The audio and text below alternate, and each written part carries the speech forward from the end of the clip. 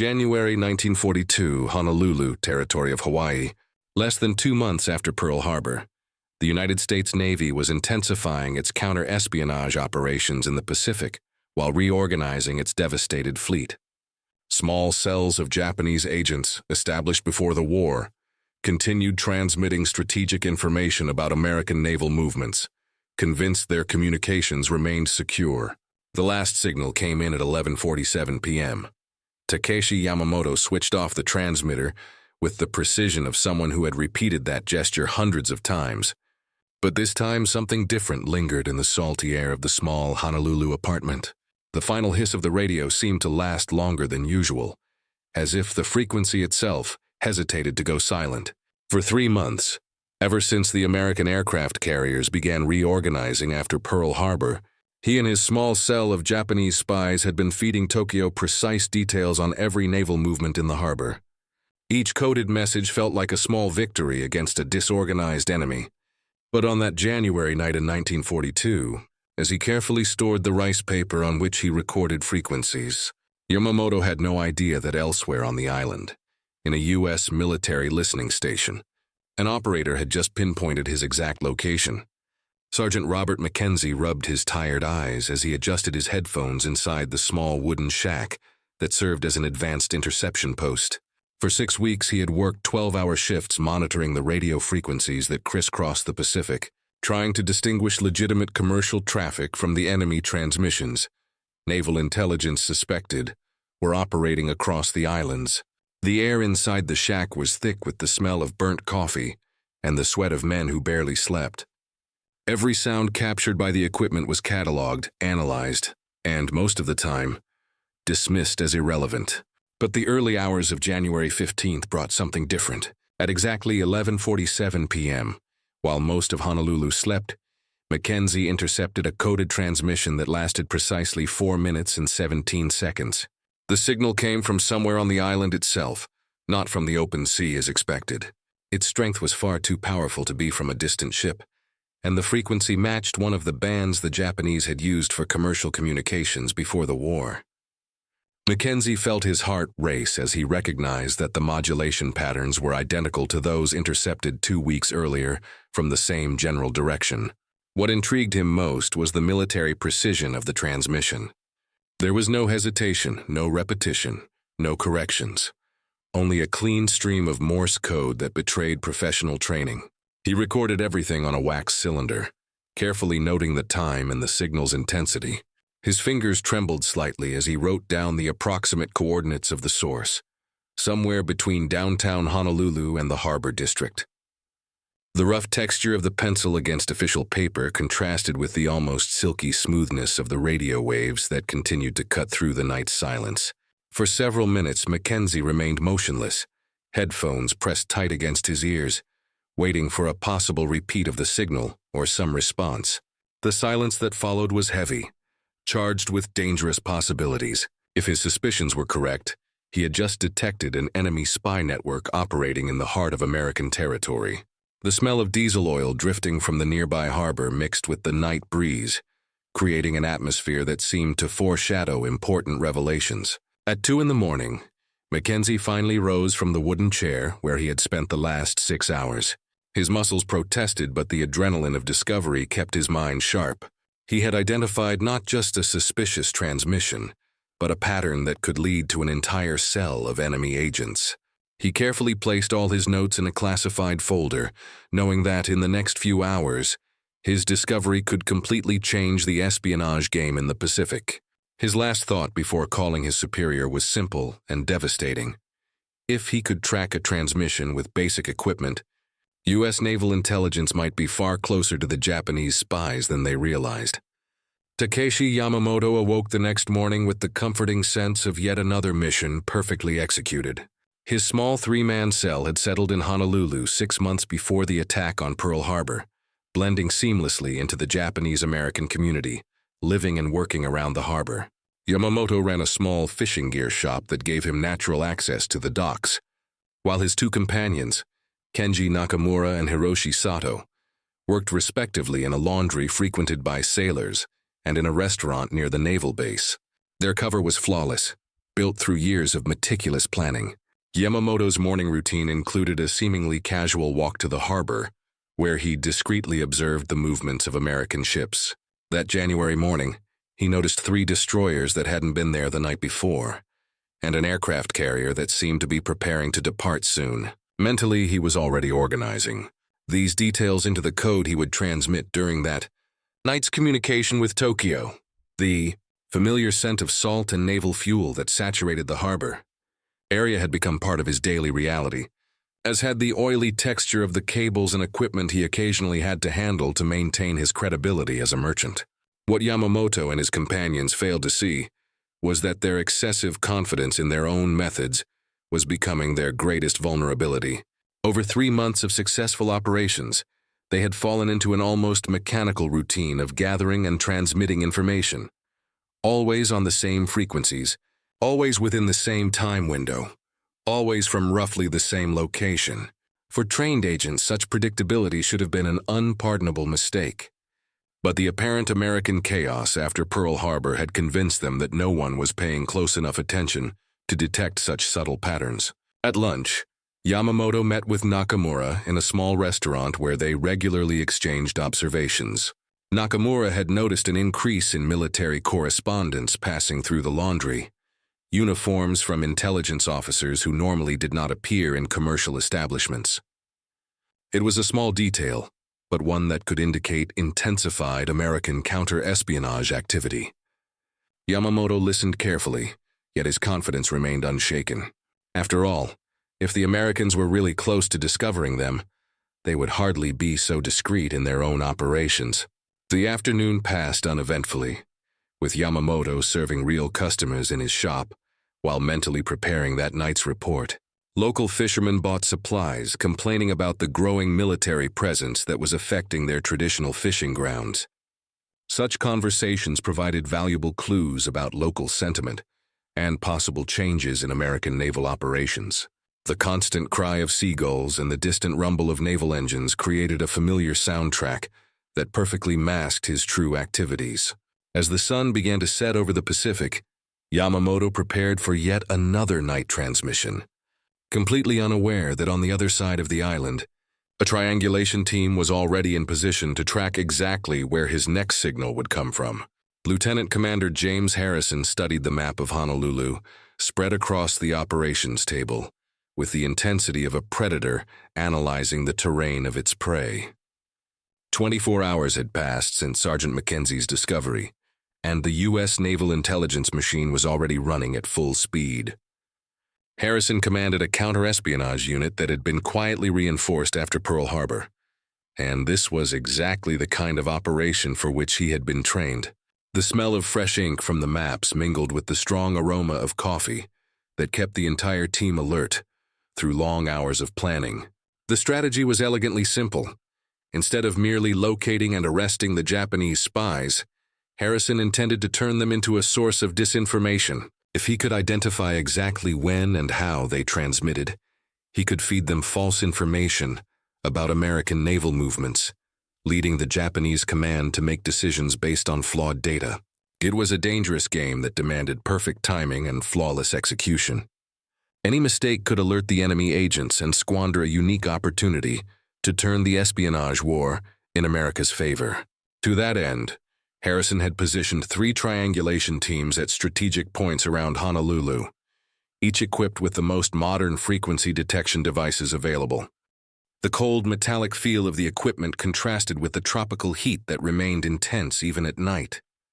His operators had been instructed to maintain absolute radio silence until the enemy signal was detected again. The next Japanese transmission would be pinpointed with accuracy measured in meters, not kilometers. As he waited for the crucial moment, Harrison mentally reviewed every detail of the operation. He knew he was dealing with professionals. The quality of the intercepted transmissions and the length of the enemy operation proved it clearly. He could not underestimate the Japanese agents' ability to detect a trap or improvise an escape if they sensed they were being monitored. The distant sound of aircraft patrolling the coast served as a constant reminder that the war raged on, and that every decision taken in that room could affect future battles across the Pacific. By 11:30 p.m., all equipment was ready and the teams were in position. Harrison felt the tension building in the air-conditioned operations room as the final minutes approached. Based on the patterns identified by Mackenzie, the next transmission was expected between 11:45 p.m. and midnight.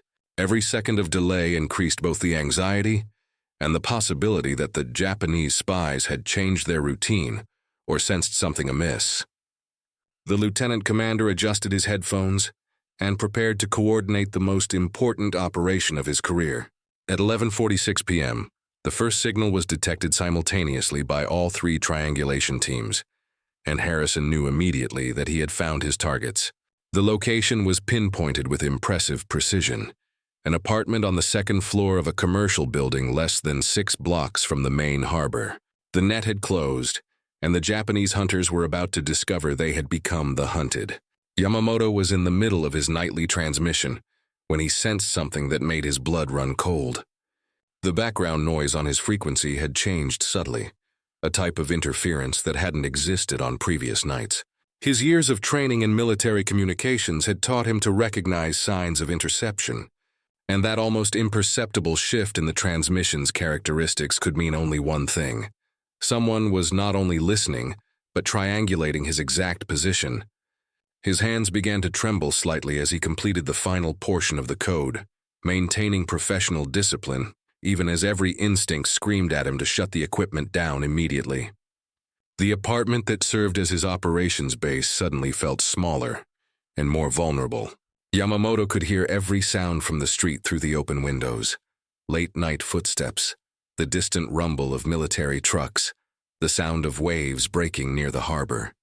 All those familiar noises now carried a threatening undertone, as if each echo might be masking the approach of American agents.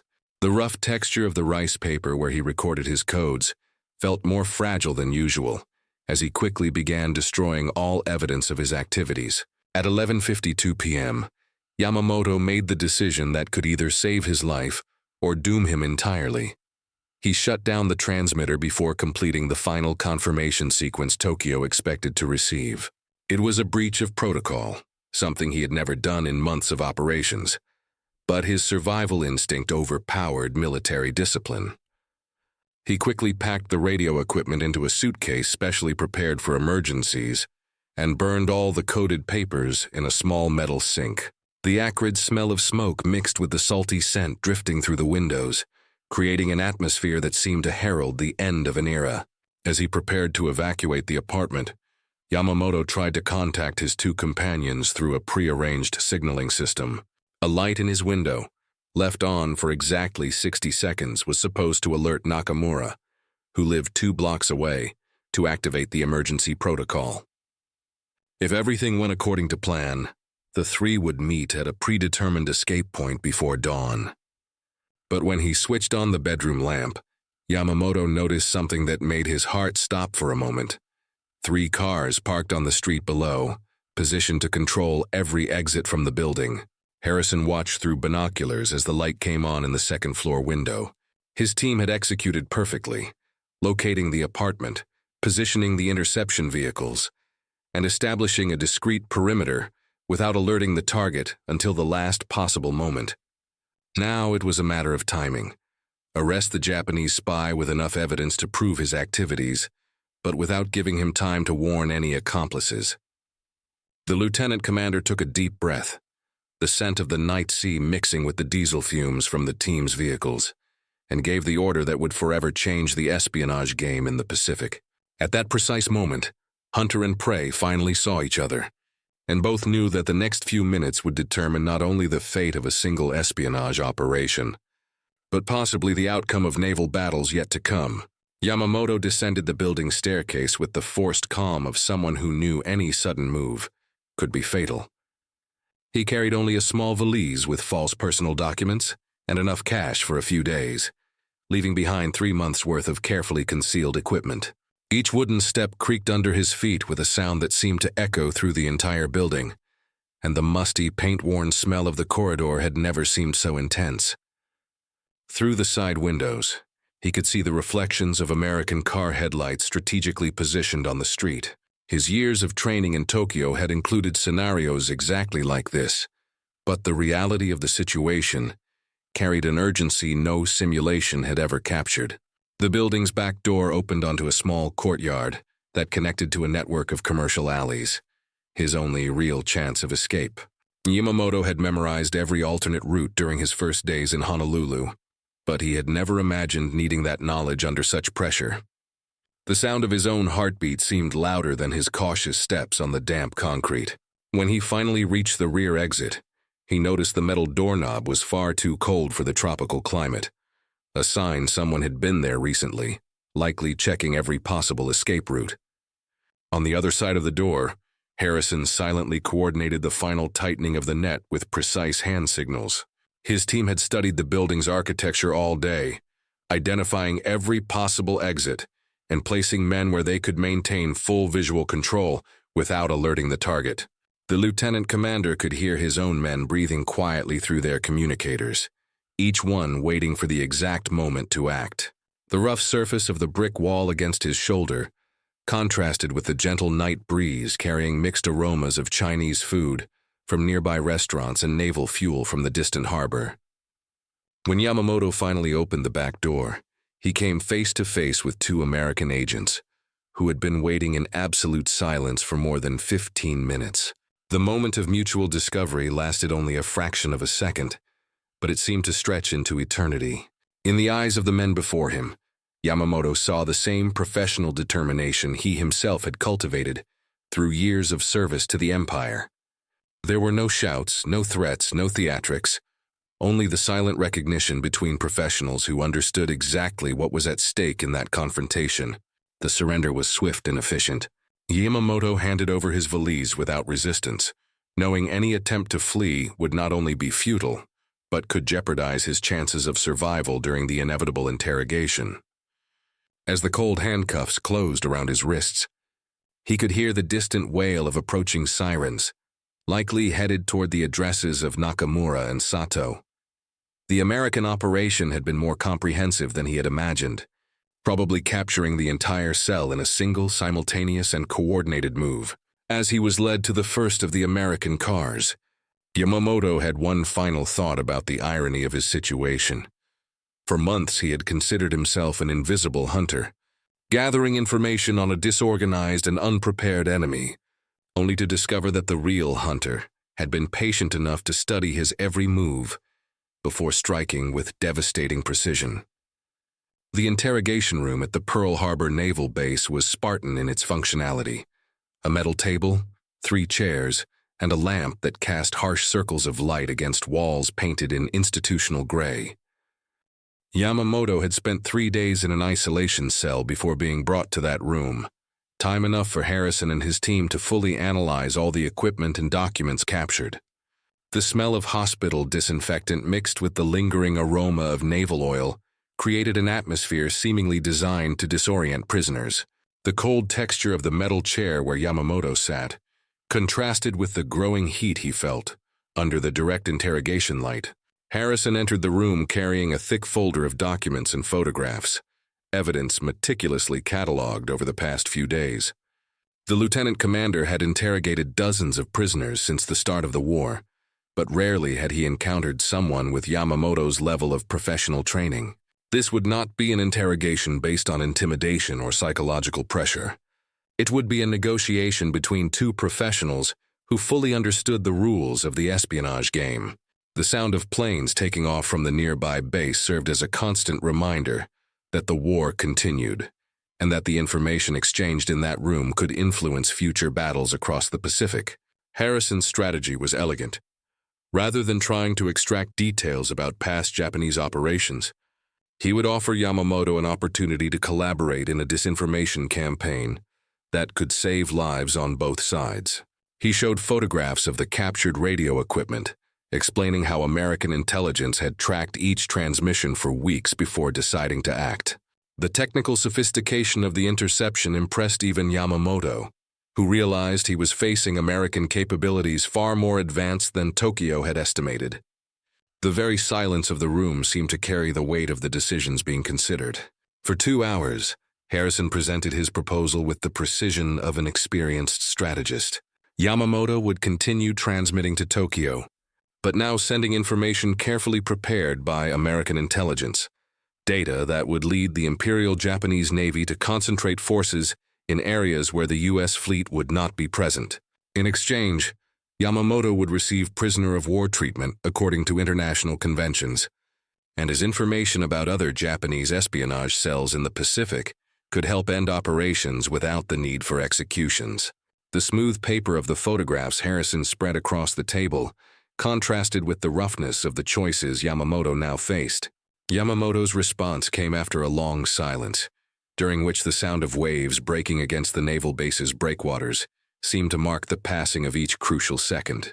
He agreed to cooperate, not out of betrayal of the Empire, but because he recognized that the war had evolved beyond his initial predictions, and that everyone's survival now depended on pragmatic decisions rather than ideological purity.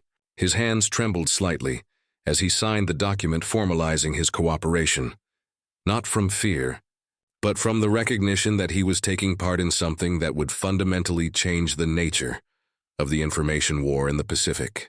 Harrison watched the signature with professional satisfaction, knowing he had just turned one of the enemy's most effective spies into a tool of disinformation that could mislead the Japanese command during critical months of the Pacific campaign. 6 months after the capture, the consequences of Harrison's coordinated operation were reverberating across the Pacific theater in ways neither he nor Yamamoto could have fully predicted. The disinformation transmissions sent through the captured Japanese equipment had led the Imperial Command to concentrate significant naval forces in areas where the American fleet was deliberately absent, creating tactical opportunities that Washington's strategists exploited with devastating efficiency. The familiar scent of nautical charts and strong coffee in Harrison's operations room had become the aroma of gradual victory, built on patience and technical precision rather than dramatic confrontations. Yamamoto continued to send his coded messages, now under constant but respectful American intelligence supervision. Each transmission was carefully crafted to appear authentic, while feeding information that steered Japanese decisions toward territories and timetables favorable to American operations. The familiar texture of the radio equipment beneath his fingers maintained a connection to his professional identity, even as he knew that every code he sent represented a calculated betrayal of his former comrades. The sound of the nightly transmissions had become a melancholy routine, heavy with meanings that transcended simple national loyalties. The Japanese espionage network in the Pacific never fully recovered from Harrison's operation. Other cells, alerted by the sudden change in Yamamoto's communication patterns, tried to establish new protocols and frequencies. But American intelligence had learned to detect subtle signals that had previously gone unnoticed. Mackenzie, promoted to lieutenant after his initial discovery, now commanded an interception team, applying the same pattern analysis techniques across the entire Pacific theater. His ability to distinguish genuine static from cleverly disguised enemy activity had become a crucial strategic tool in the American war effort. Harrison, now promoted to commander, often reflected on the irony of how a small variation in a radio signal had set off a chain of events that permanently altered the balance of power in the Pacific. The operation had demonstrated that in modern warfare, decisive victories might not come from direct clashes between massive fleets, but from patience, technical analysis, and the ability to turn the enemy's own forces into instruments of disinformation. The constant hum of naval activity at the base had become the soundtrack of a new era of intelligence-driven warfare, where information proved more valuable than sheer firepower. The official records of the operation would remain classified for decades, but its practical effects continued to influence naval battles until the war's end. Every Japanese aircraft carrier that sailed to the wrong coordinates, every submarine that patrolled empty waters, every supply operation that arrived too late to effect crucial battles, each could be traced back to that moment in January 1942 when Mackenzie noticed a radio signal that lasted a few seconds longer than it should have. The texture of the pages in later battle reports carried statistical evidence of the operation's success. A measurable reduction in American losses, and a corresponding increase in Japanese strategic confusion. When the war finally ended, Yamamoto was repatriated to Japan as part of a prisoner exchange, carrying with him the knowledge that he had unwittingly participated in one of the most successful counterintelligence operations of the war. Harrison received decorations he could never publicly discuss, knowing that his greatest contribution to the American victory would forever remain in the shadows of official history. A single intercepted signal can change the course of an entire war, but only if someone is patient enough to listen, not just to what is being said, but to how it is being said. Final report of Operation Silent Hunter, Classified Archives of U.S. Naval Intelligence, 1945.